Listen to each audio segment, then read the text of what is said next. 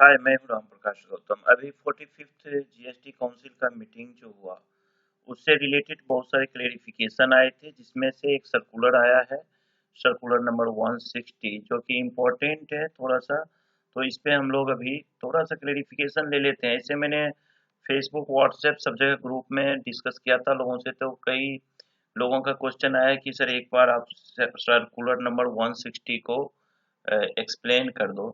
हालांकि ये पुराना सर्कुलर है, वैसा कुछ इसमें नहीं है, फिर भी जो लोग नहीं समझ पाए हैं वो इस वीडियो को जरूर देखिए, और अच्छा लगे तो शेयर करिए, लाइक करिए और चैनल को सब्सक्राइब कर लीजिए अगर पहली बार आए हैं तो।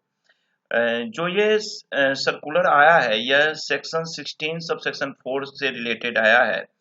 क्या आप लोगों का इरादा है, पूरा पढूं या मेन पॉइंट की बात कर लेते हैं? मेन पॉइंट की बात कर लेते हैं। पूरा रटा मरा हुआ चीज है, रीडिंग देने से कोई बेनिफिट नहीं है। नॉर्मली मैं आपको 16(4) का याद दिला देता हूँ आपको।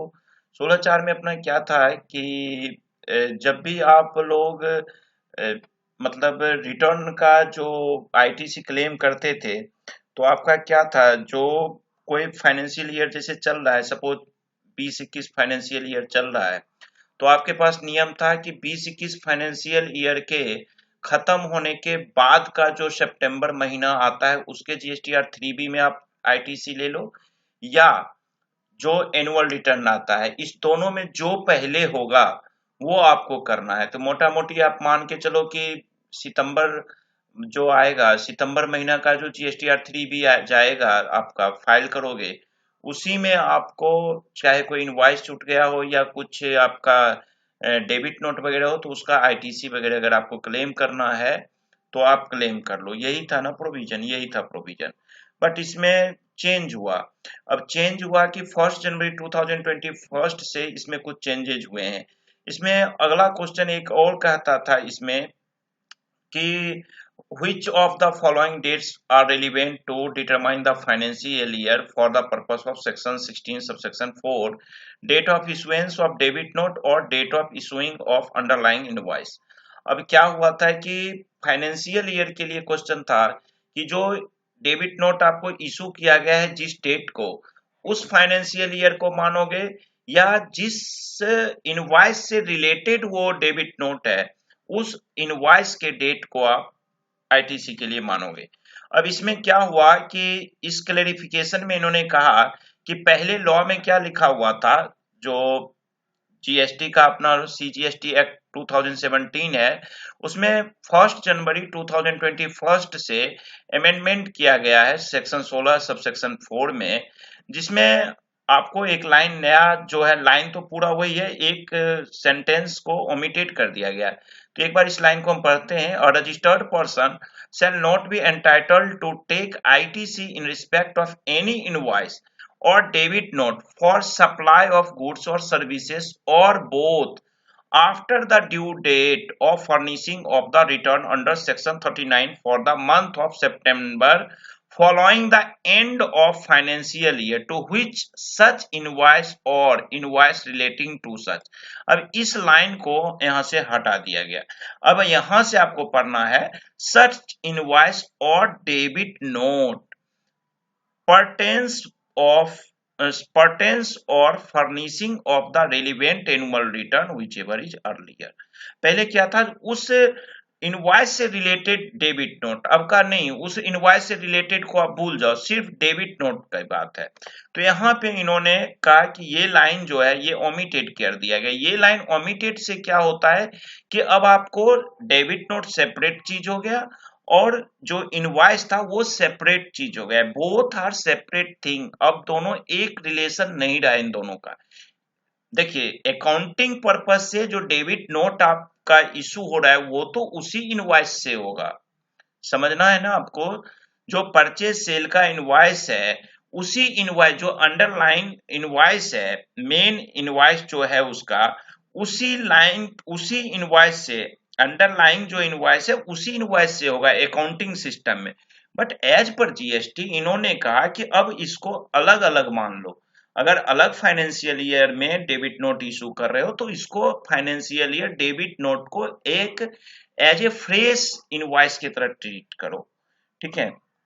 अब इन्होंने अपना जो डिसीजन दिया है, इन्होंने कहा कि delink the date of issuance of debit note from the date of issuance of the underlying invoice for purpose of availing ITC. इस पे क्लेरिफिकेशन इनको देना था कि delink the date of issuance of debit note from the date of issuance of underlying invoice. ध्यान रखिएगा, delink the date of issuance, फिर से मैं बोल रहा हूं तीसरी बार, delink the date of issuance of debit note from the date of issuance of underlying invoice। अब underlying invoice जो था, जिस invoice के अगेंस्ट डेबिट नोट इशू किया गया है, उसके जगह पे अब आपको डेबिट नोट को देखना है आईटीसी पर्पस के लिए। ठीक है, इन्होंने क्लेरिफिकेशन क्या दिया यहां समझिएगा। With effect from 1 January 2021, in case of debit notes, the date of issuance of debit note shall determine the relevant financial year for the purpose of section 16(4) of the CGST Act 2017। Clear ढंग से समझिएगा। अब 1 जनवरी 2021 से जो debit note का issue करने का date होगा, वो फाइनेंशियल ईयर अलग से अपना रेलिवेंट फाइनेंशियल ईयर को डिटरमाइन करेगा। आपका जो यहाँ क्वेश्चन था ना कि date of issuance of debit note को फाइनेंशियल ईयर माना जाए या date of issuance of underlying invoice, कब से फाइनेंशियल ईयर का जो पर्पस है वो कब से माना जाएगा 16/4 के लिए। जी फाइनेंशियल ईयर माना जाएगा आपको जिस दिन डेबिट नोट जिस डेट में इशू हो रहा है उस डेट का जो फाइनेंशियल ईयर है वही माना जाएगा। इनवॉइस से आपको कोई लेना देना नहीं है। The availment of ITC on debit notes in respect of amended provision shall be applicable from 1 जनवरी 2021। इन्होंने कहा डेबिट नोट का आईटीसी अवेल करने का जो अमेंडेड प्रोविजन है वो 1 जनवरी 2021 से जो अप्लीकेबल है उसे माना जाएगा। Accordingly, for availment of ITC on or after 1 जनवरी 2021, यानी कि आईटीसी का 1 जनवरी 2021 के बाद या 1 जनवरी 2021, ऑन और आफ्टर का मतलब 1 जनवरी 2021 से शुरू हो जाएगा। ठीक है, in respect of debit notes issued either prior to or after 1/1/21। In respect of debit notes issued either prior to or after 1 January 21। अब डेबिट नोट चाहे पहले इशू कर दिया गया हो या 1 जनवरी को किया गया हो या 1 जनवरी के बाद किया गया हो, आपको जो डेट देखना है ना फाइनेंशियल ईयर का, वो जब आईटीसी ले रहे हो ना उस टाइम का देखना है। The eligibility for availment of ITC will be governed by the amended provision of section 16(4)। तो जो एलिजिबिलिटी देखी जाएगी आईटीसी लेने का, वो जो अमेंडेड प्रोविजन हो गया, नया वाला प्रोविजन जो आ गया है 1 जनवरी 2021 वाली, वो आपको अप्लीकेबल हो जाना है। Whereas any ITC availed prior to 1 January 2021 in respect of debit notes shall be governed under the provisions of section 16(4) as it existed before the said amendment on 1 January 2021। अगर 1 जनवरी 2021 से पहले ITC आप avail करते हो तो पुराना वाला आपको देखा जाएगा, तो आपको उसका इनवॉइस का डेट देखा जाएगा। उस हिसाब से आपको लेना है कि इनवॉइस का डेट किस डेट में पड़ता था।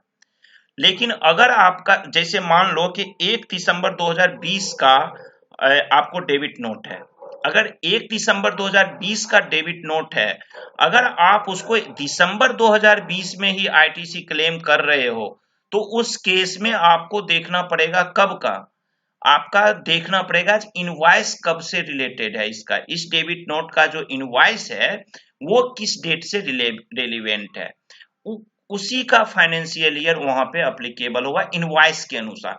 बट अगर उस बिल का उस डेबिट नोट का आईटीसी आप 1 जनवरी 2021 को और आफ्टर या 1 जनवरी 2021 के बाद ले रहे हो तो आपको नया वाला प्रोविजन अप्लीकेबल हो जाएगा। आपको देखना है फिर कि जो डेबिट नोट है उसका फाइनेंशियल ईयर क्या है। अब इसका यहां तक तो मैंने लॉ की बात आपसे किया, अब इसको हम समझ लेते हैं। इलस्ट्रेशन भी क्लेरिफिकेशन में जो ये सर्कुलर इशू किया गया, इसमें दो इलस्ट्रेशन दिया गया है। पहला इलस्ट्रेशन है a debit note dated 7th July 2021 is issued in respect of the original invoice dated 16th March 2021। एक डेबिट नोट 7 जुलाई 2021 को इशू किया जाता है। किस बिल के अगेंस्ट? उसका जो बिल था, डेबिट नोट जो इशू किया गया, उसका इनवॉइस था 16 मार्च 2021 का। 16 मार्च 2021 का मतलब हो गया financial year 2021। as the invoice pertains to financial year 2021, the financial year for availment of ITC in respect of the said invoice in terms of section 16(4) of the CGST shall be 2021। अब यहां पे देखो, जो 2021 का है, ये 16(4) fall कर रहा है। अगर बिल के हिसाब से चलते हो तो 2021 का है, लेकिन डेबिट नोट जो इशू किया गया वो कब किया गया? 21-22 में। 21-22 में यानी जनवरी 2021 के बाद किया गया। जब 2 जनवरी 2021 के बाद किया गया है ये डेबिट नोट इशू, तो इसका फाइनेंशियल ईयर क्या हो गया? ये फाइनेंशियल ईयर 21-22 हो गया। यानी कि अगर इस बिल की बात करते हैं, अगर पुराने वाले लॉ में जाते हो तो 16 मार्च 2021 का अगर कोई बिल है और उसका तुम डेबिट नोट का आईटीसी लेना चाहते हो, तो तुम्हें सितंबर 2021 वाले 3B में लेना पड़ेगा। लेकिन यहां पे सरकार ने ये नया नियम क्या ला दिया तुम्हें, कि राहत वाली खबर दे दिया तुम्हें कि भाई आप क्या करो, जो डेबिट नोट आपने 7 जुलाई 2021 को दिया, इसका फाइनेंशियल ईयर हो गया 21-22। अब फाइनेंशियल ईयर 21-22 हो गया, तो आप अगले साल के सितंबर तक इसका आईटीसी ले सकते हो। यानी अब सितंबर 2021 की जगह अब आप सितंबर 2022 का जो 3B फाइल करोगे, उसमें इस बिल का आईटीसी क्लेम कर सकते हो। अदरवाइज पुराने रूल के हिसाब से तो सितंबर 2021 में ही आपको लेना था। तो यहां पे कहता है the relevant financial year for availment of ITC in respect of the said debit note shall be 21-22 in terms of amended provision of section 16 subsection 4। तो ये बहुत इंपॉर्टेंट था दोस्त। इसी से रिलेटेड एक दूसरा इलस्ट्रेशन है, उसे भी समझ लेते हैं। एक डेबिट नोट इशू किया गया 10 नवंबर 2020 को, जबकि बिल जो उसका था 15 जुलाई 2019 का था। यानी 15 जुलाई 2019 का मतलब हो गया 19-20, और बिल इशू किया गया, आपको डेबिट नोट इशू किया गया 10 नवंबर 2020 को। यानी कि फाइनेंशियल ईयर देखो अगर तुम इसका, तो ये 19-20 का बिल था और 20-21 में डेबिट नोट इशू किया गया। लेकिन अमेंडेड प्रोविजन के अनुसार ये क्या है, आईटीसी कब तुम ले रहे हो? अगर आईटीसी इसका जनवरी 2021 के बाद लेते हो तब तो ठीक है, लेकिन पहले ले रहे हो तो as per amended provision of section 16(4) the relevant financial year for availment of ITC on the said debit note on or after 1/1/21 will be financial year 2021 and accordingly the registered person can avail ITC on the same till due date of furnishing of form GSTR 3B for the month of September 21st or furnishing of the annual return for financial year 2021 whichever is earlier। अभी यहाँ पे 10 नवंबर 2020 को हो गया, यानी जनवरी 2021 से पहले हो रहा है और वहीं पे ये आईटीसी ले रहा है। तो इस केस में इसको सितंबर 2021 का जो रिटर्न जाएगा वहां तक पे इसको लेना पड़ेगा। क्लियर? मेरे हिसाब से ये आपका क्लियर हो गया होगा। 16(4) बहुत बड़ी राहत की खबर है। इसको 136(4) से भी क्लेरिफिकेशन है और इसका मैं वेट कर रहा हूं कि नोटिफिकेशन आ जाए, क्योंकि नोटिफिकेशन रिलेवेंट होता है, नोटिफिकेशन का वैल्यू होता है। कई बार जो जीएसटी काउंसिल रिकमेंड करती है वो और नोटिफिकेशन के बीच में डिफरेंसेस आ जाते हैं। तो मैं कोशिश कर रहा हूं कि नोटिफिकेशन आ जाए तो ज्यादा बेहतर होगा, हमें डिस्कस करने में, और नोटिफिकेशन को आप लोग सेव करके रखिएगा। और ये जो सर्कुलर है, इस सर्कुलर को भी आप लोग प्रिंट रख लीजिए। इस सर्कुलर को मेरे फेसबुक पेज से आप ले सकते हो, ग्रुप से, जीएसटी राम प्रकाश गौतम से। वहां मैं इसे अपलोड कर दूंगा, और वहां से आप लोग डाउनलोड करके अपने पास प्रिंट रख लेना, या सॉफ्ट कॉपी रखना चाहते तो सॉफ्ट कॉपी रख लेना। ठीक है ना, तो ये इम्पोर्टेंट था। इसको हम इस वीडियो को खत्म करते हैं। 16/4 के लिए मैं स्पेशल इसको लाया हूँ। कई लोगों का सवाल था कि इसे थोड़ा सा क्लियर कर दीजिए।